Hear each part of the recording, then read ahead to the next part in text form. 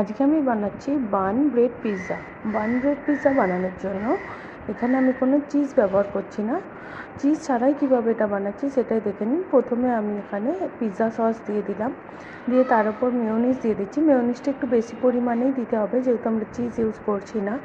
তার উপর ক্যাপসিকাম, পেঁয়াজ, টমেটো, কর্ন খুব ভালো করে সাজিয়ে দিয়ে তার উপর আবারও আমি মেয়োনিজ দিয়ে একটু সুন্দর করে সাজিয়ে দেবো, যাতে দেখে মনেই না হয় যে আজকে আমরা চিজ ইউজ করিনি। চিজ ছাড়াই এত সুন্দর টেস্ট হবে যে চিজের কথা আপনি ভুলেই যাবেন। এবং ওপর থেকে মেয়োনিজ অ্যাড করে দিয়ে তার উপর আমি অল্প একটু চিলি ফ্লেক্স আর অরিগ্যানো দিয়ে দিলাম। না থাকলে নাও দিতে পারেন, অল্প গোলমরিচ গুঁড়ো দিয়ে দিতে পারেন। এবার একটা প্যানে অল্প বাটার দিয়ে এটা 5 মিনিটের জন্য লো ফ্লেমে ঢাকনা দিয়ে এটাকে রান্না করে নিলেই তৈরি হয়ে গেল আমাদের ব্রেড বান পিৎজা। ভিডিওটি ভালো লেগে থাকলে লাইক, কমেন্ট, শেয়ার এবং সাবস্ক্রাইব করতে ভুলবেন না। বাই।